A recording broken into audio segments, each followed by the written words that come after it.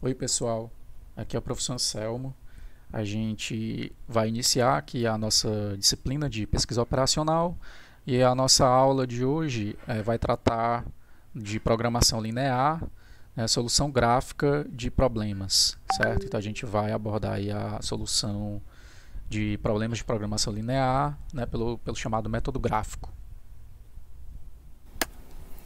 Primeiramente, vamos relembrar o que são os modelos de programação matemática.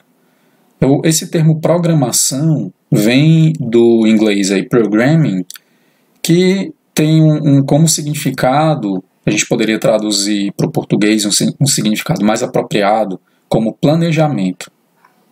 Então a gente pode também chamar a programação matemática de planejamento matemático. Ela se originou com esse nome, né, de programação matemática, né, ou planejamento matemático, certo? Como nós vimos em aulas anteriores, a programação matemática ela é sinônimo de otimização com restrições. A ideia inicial, né, era solucionar problemas de planejamento utilizando modelos matemáticos de otimização, né? Então ela surgiu lá na década de 40, né, de 1940, foi uma das primeiras técnicas de pesquisa operacional e, como eu já falei, sinônimo de otimização com restrições. Quando a gente vai construir um modelo em programação matemática, a gente precisa pensar em 3 elementos principais. Primeiro, quais são nossas variáveis de decisão, que são as variáveis cujos valores são controláveis e impactam a função objetivo.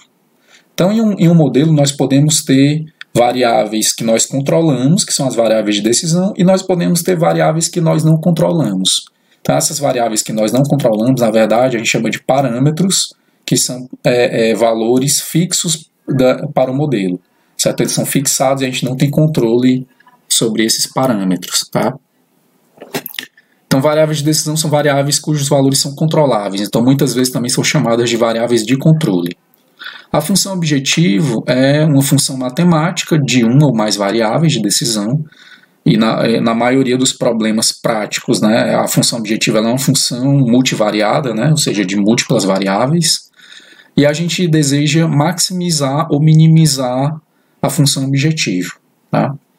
E as restrições são um conjunto de relações matemáticas que impõem condições sobre os valores que as variáveis de decisão podem assumir. Tá? Então, sempre quando a gente vai construir um modelo de programação matemática, né, um modelo de otimização restrita, otimização com restrições, nós identificamos esses 3 elementos. Quais são as nossas variáveis de decisão, qual é a nossa função objetivo e quais são as nossas restrições. Então, como nós já vimos anteriormente, os modelos de programação matemática, eles têm essa forma geral, certo? Então, a gente identifica aqui a função objetivo, em que a gente, se a gente deseja minimizar, né, a gente põe aqui um min, se a gente deseja maximizar, a gente põe um max, sujeito a um conjunto de restrições, né, que aqui estão identificadas como funções G1 até Gm, né, então nós temos aqui M restrições, identificadas por essas relações aqui de desigualdade, né, e o nosso vetor x aqui, o vetor que está no Rn, tá? Então, olha só, o conjunto, né, ou espaço aqui x grande, é definido por todos os vetores aqui x em Rn que satisfazem simultaneamente todas as desigualdades. Tá? Então, olha só, pessoal, o que é um modelo de programação linear? Né? A programação linear é um caso particular, ou um tipo, né, de programação matemática, certo? Então, os modelos de programação linear são uma classe particular dos modelos de programação matemática. Tá? Então se chama programação linear porque todas as funções, né, tanto a função objetivo como as funções aqui nas restrições, são funções lineares. Certo? Então a gente vê aqui, por exemplo, que a função objetivo, né, tem um vetor x no Rn, a função objetiva aqui ela é uma combinação linear das componentes do vetor x, né, então a gente está fazendo aqui C1x1 mais C2x2 mais Cnxn, tá? Sujeito a m restrições que são todas funções lineares, né, com a relação aqui de desigualdade ou igualdade com uma constante, certo? Então nós temos aqui a primeira restrição, né, A1x1 mais A12x2 até A1nxn menor ou igual a B1, né, onde B1 aqui é uma constante, A21x1 mais A22x2 até A2nxn menor ou igual a B2, até uma restrição aqui M, né, a M1x1 mais a M2x2 mais a MNxn menor ou igual a BM.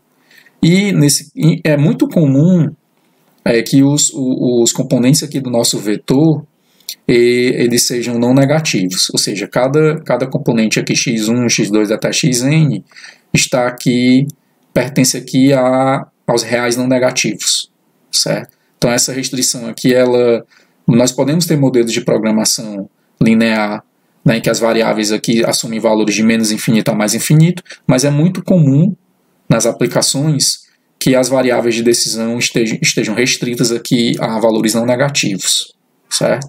Outra coisa é que, embora eu tenha representado aqui as restrições com sinal menor ou igual, elas podem ser também sinal maior ou igual e podem ser sinal igual, certo? E a gente pode ter uma mescla também. Nós podemos ter algumas restrições menor ou igual, maior ou igual e restrições de igualdade todas mescladas, tá bom? Beleza, pessoal, vamos então ver um exemplo ilustrativo aqui de um modelo de programação linear, tá? Então a gente vai ver um problema aqui clássico da pesquisa operacional, né? Da programação, um exemplo clássico de aplicação da programação linear, um dos primeiros problemas aí relatados na literatura que foram formulados por programação linear, que é o problema de determinação do mix de produção, tá? Então, imagine uma empresa que fabrica dois produtos, queijo e doce de leite. E aí, essa empresa, para produzir esses produtos, ela usa, obviamente, recursos, né? Então, ela vai usar, né, mão de obra, vai usar máquinas e vai usar matéria-prima, certo? Então, mão de obra, máquinas e materiais, né? A mão de obra aqui em homens-hora, as máquinas em horas de máquina e a matéria-prima para fazer queijo e doce de leite, eu vou usar leite, né? Então litros de leite. Isso aqui, claro, é uma simplificação, porque obviamente para eu produzir esses produtos aqui eu vou usar outras matérias-primas também, mas como isso aqui é só um exemplo ilustrativo, a gente vai assumir que só tem uma matéria-prima aqui, que é o leite, que é a matéria-prima mais importante para produzir queijo e doce de leite, tá? E esses recursos aqui, eles são limitados, certo? A empresa ela tem uma certa quantidade limitada desses recursos aqui por dia, certo? Uma disponibilidade de recursos. Então, olha só, nós temos aqui nessa tabela a disponibilidade diária de cada um dos recursos, certo?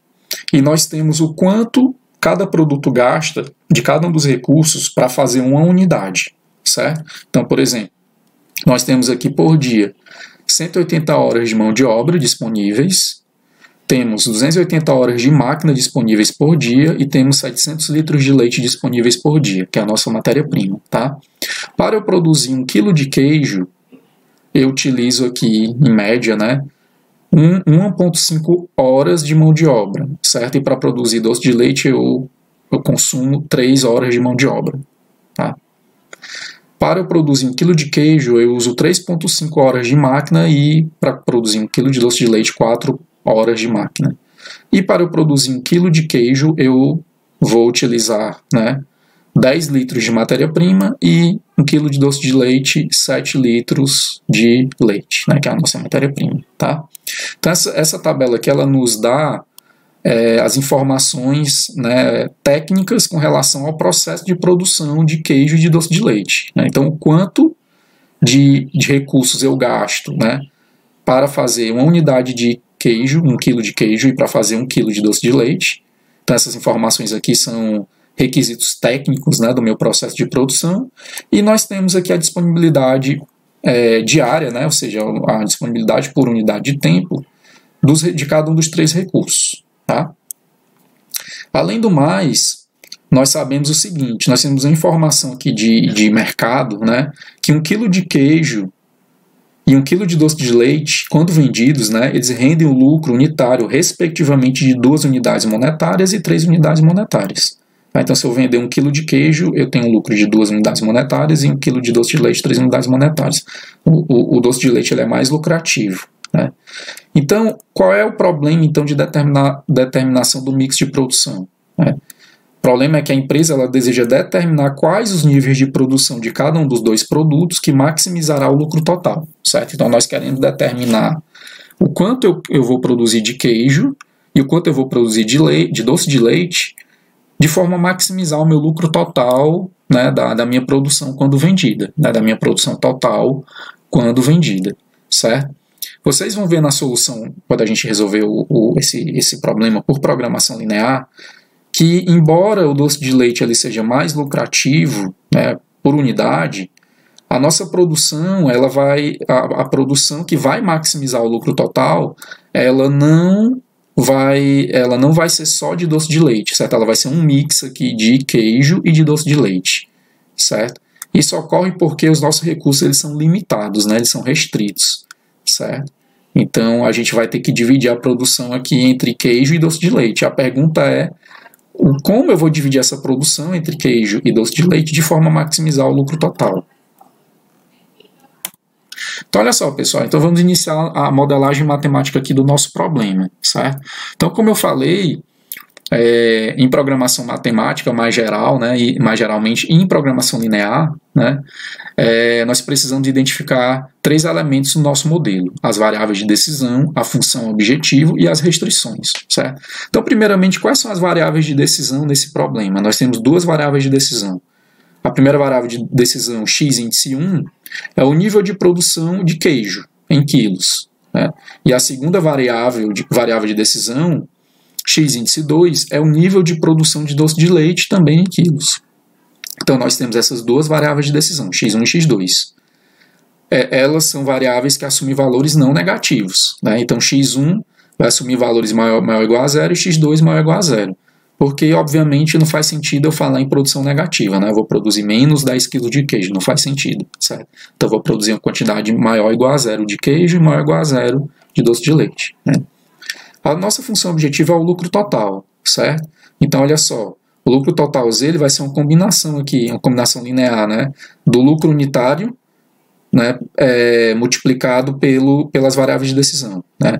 Então, eu tenho o lucro unitário aqui do queijo, 2, né, multiplicado pela quantidade que eu produzo de queijo, x1, mais o lucro unitário do doce de leite multiplicado pela quantidade que eu produzo de doce de leite. Então, essa expressão aqui é a nossa função objetiva, que representa o lucro total da minha produção. Perfeito. Então, por fim, nós precisamos identificar quais são as restrições do nosso modelo, né? Então, olha só, nós vamos ter 3 restrições nesse modelo, que correspondem exatamente a cada um dos 3 recursos que nós temos. Então, olha só, a primeira restrição é associada à mão de obra, né? Então, eu tenho o seguinte, que a quantidade que eu utilizo de mão de obra não pode ultrapassar a quantidade que eu tenho disponível por dia, certo?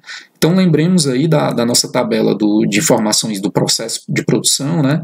Que se para cada unidade que eu produzo de queijo, eu utilizo 1,5 horas de mão de obra, né? E para cada unidade que eu produzo de doce de leite, eu consumo 3 horas de mão de obra. Portanto, 1,5x1 mais 3x2 é a quantidade total utilizada de mão de obra na minha produção, e isso não pode ser maior que 180, então menor ou igual a 180, que é a disponibilidade diária que eu tenho. Pode ser menor, né? Eu não preciso consumir todas as 180 horas, mas não pode ser maior, tá? A quantidade total de horas máquina também deve ser menor ou igual a 280 horas, que é a minha disponibilidade diária, certo? Então, de maneira similar, né? Nós temos, para cada quilo de queijo, nós utilizamos 3,5 horas de máquina, e para cada quilo de doce de leite, nós utilizamos 4 horas. Portanto, 3,5x1 mais 4x2 é a quantidade total de horas de máquina, e isso não pode ultrapassar 280 horas de máquina, que é a minha disponibilidade. E, finalmente, eu tenho a quantidade total de consumida de leite, né, que é a nossa matéria-prima, e que deve ser menor ou igual a 700 litros, que é a disponibilidade, né? Então, para 1 kg de queijo, eu consumo 10 litros de leite, para 1 kg de doce de leite, eu consumo 7 litros de leite. Portanto, 10x1 mais 7x2 é a quantidade total de leite consumida na minha produção, e isso não pode ultrapassar 700 litros, que é a disponibilidade diária. Pois bem, então olha só, pessoal, nós então temos aqui o nosso primeiro modelo de programação linear, né? Um modelo de programação linear para o problema de mix de produção.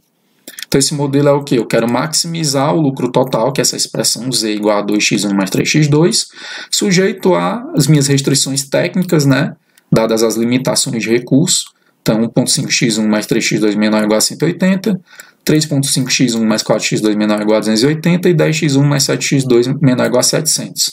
E as quantidades aí produzidas x1 e x2 tem que estar nos reais não negativos.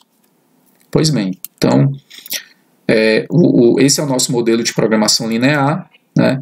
E eu quero justamente achar essas quantidades x1 e x2 que satisfazem essas restrições e maximizam a minha função objetivo. Então, olha só, pessoal, nós vamos resolver esse problema para produzir, né, para a gente entender um pouco mais sobre o problema, ter mais intuição sobre a programação linear. A gente vai resolver esse problema de forma gráfica. Tá? Isso é possível porque esse nosso problema, por ser pequeno, como ele só tem duas variáveis de decisão, a gente pode representar essas variáveis de decisão em um plano cartesiano.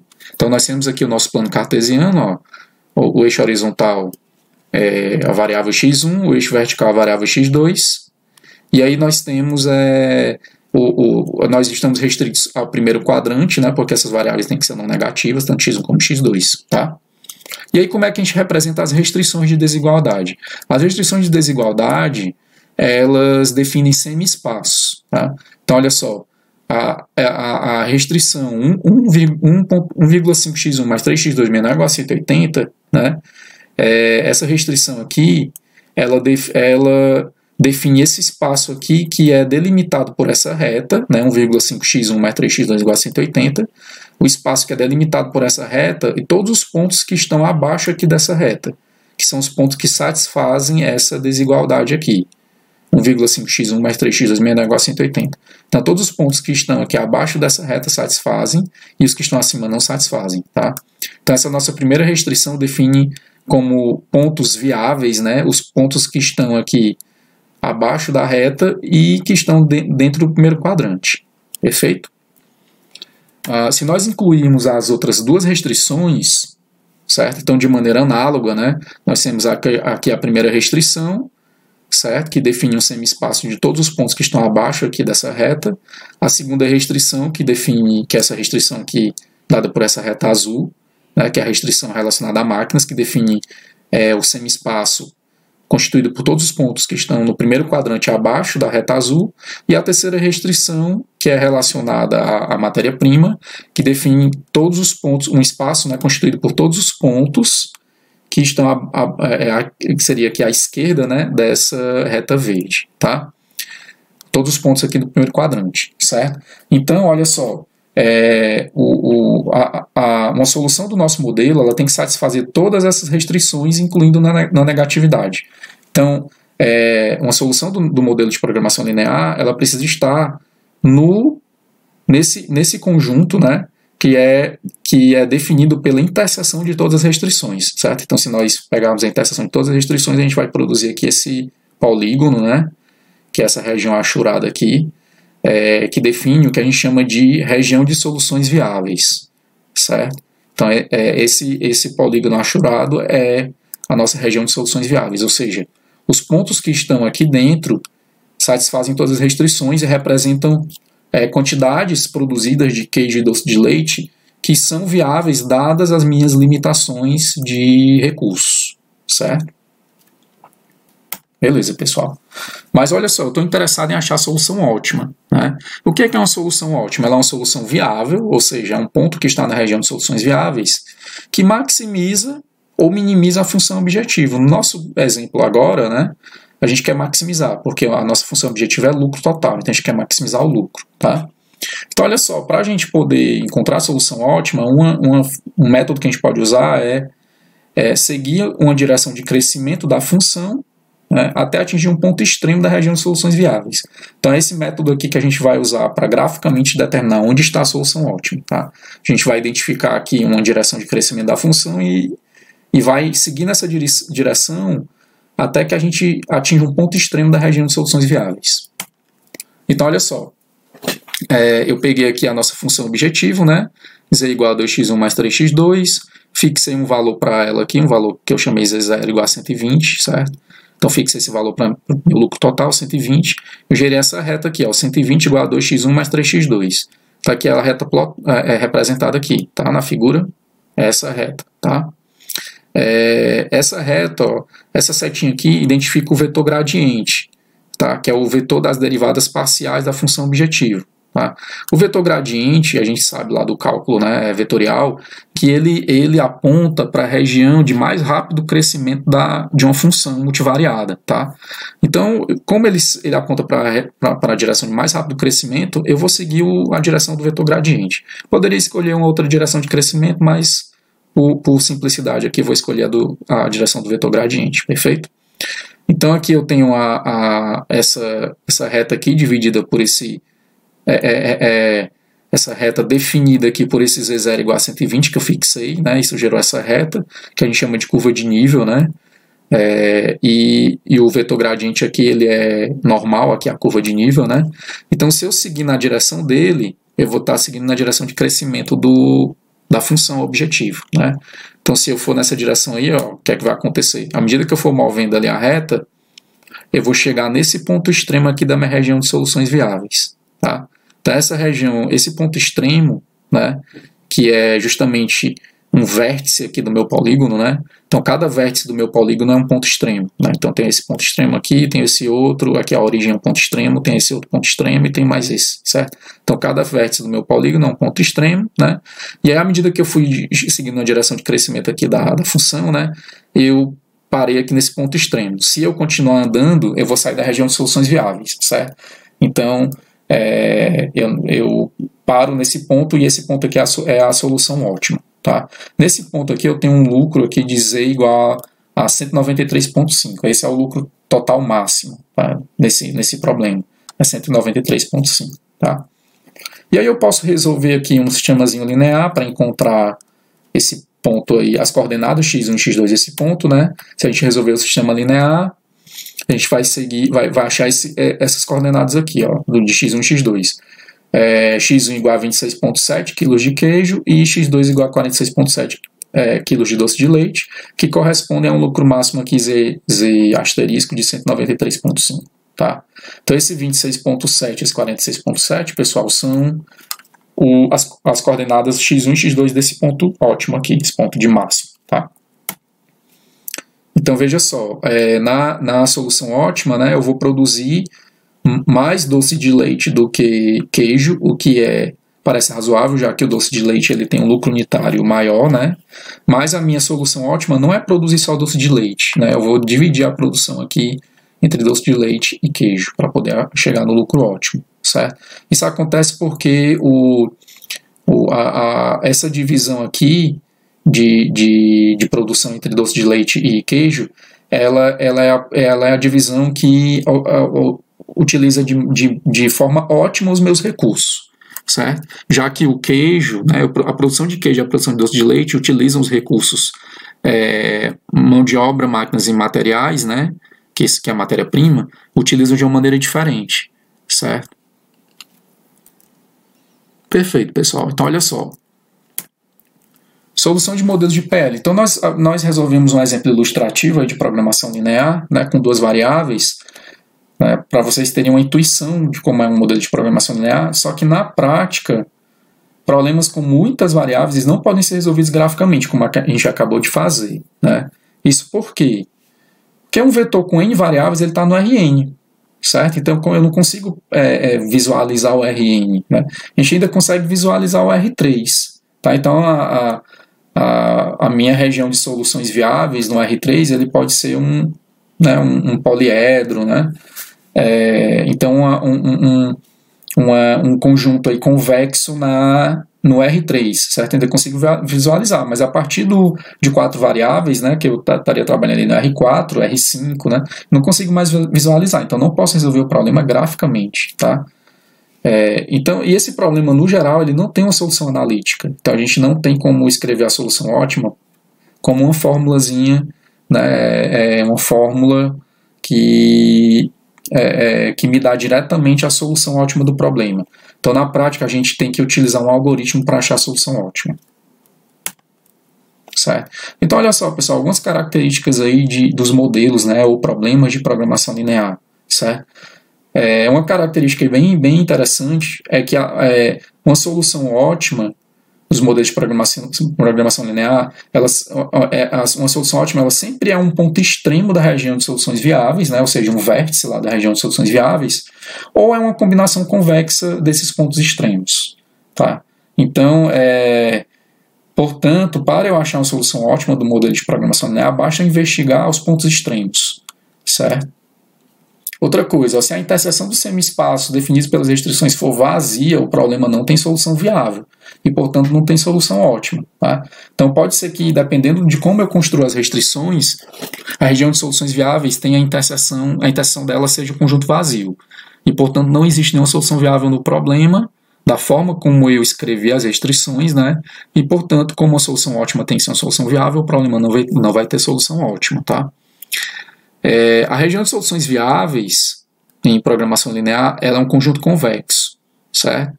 Então isso é importante aqui porque isso vai ter a implicação de que como a nossa função objetivo ela é linear, né? Então a gente está maximizando ou minimizando uma função objetivo, uma função linear em um conjunto convexo. E, portanto, a solução ótima ela sempre vai ser um ótimo global, certo? A gente não vai ter ótimos locais em programação linear, tá? Então, olha só, isso aqui a gente já viu, né? Solução ótima é um ponto extremo. Outra característica interessante é que a região de soluções viáveis ela pode ser um conjunto limitado ou não, certo? Não necessariamente vai ser um conjunto limitado, né? E aí, se a região de soluções viáveis for um conjunto ilimitado, a função objetiva ela pode ser ilimitada, certo? E o problema é não ter solução ótima, tá? Então isso pode acontecer também, a região de soluções viáveis ela ser um conjunto ilimitado e aí a função objetivo pode ser ilimitada. Não necessariamente isso é verdade, a gente pode ter um problema com conjunto ilimitado, né?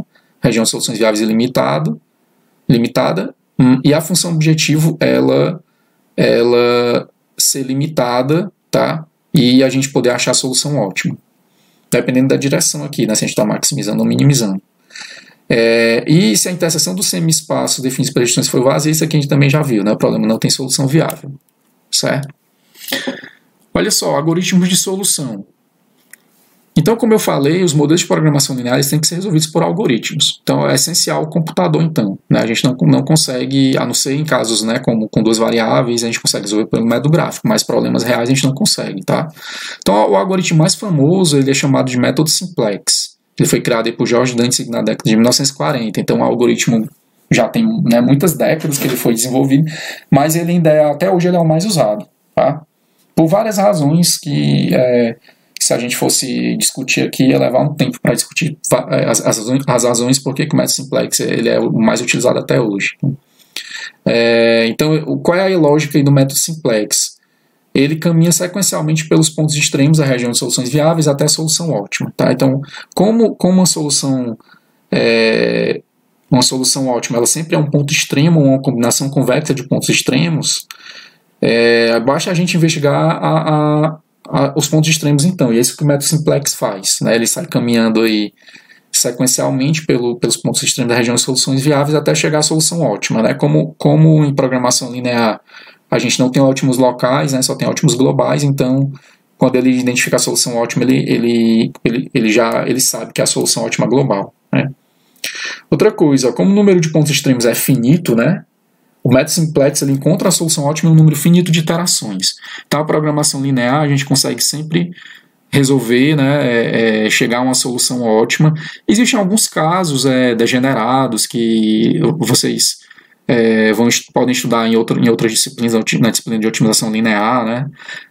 Que o método ele pode não parar em um número finito, mas são casos atípicos, né? São casos de degeneração, tá? Então, excluindo esses casos degenerados, ele encontra a solução ótima em um número finito de iterações, certo? E na prática a gente consegue resolver problemas com milhares ou até milhões de variáveis usando o método simplex em computadores hoje, até computadores de uso caseiro, digamos. Tá? Existem outros métodos também, métodos chamados de pontos interiores, certo? Esses métodos eles são computacionalmente mais eficientes que o método simplex, né? Eles têm uma complexidade computacional aí de ordem menor ordem que o método simplex, só que eles são menos usados na prática, tá? Eles têm algumas tecnicalidades aí que eles acabam que eles são menos usados. Beleza? Pessoal, então olha só. Vamos aqui para o resumo da nossa aula, né? Os modelos de programação linear, eles são modelos de programação matemática em que todas as funções são lineares, certo? Os modelos de programação linear têm muitas aplicações em engenharia, economia, gerenciamento, logística, transportes, dentre outros. Os modelos de programação linear não têm solução analítica e precisamos usar um algoritmo para resolvê-los, tá? E o algoritmo mais famoso é chamado de método simplex. Perfeito? Então esse aqui é um resumo da nossa aula sobre modelos de programação linear. Em aulas seguintes a gente vai ver um pouco mais sobre programação linear, tá bom? E é isso, pessoal. Obrigado por assistir essa aula e até mais.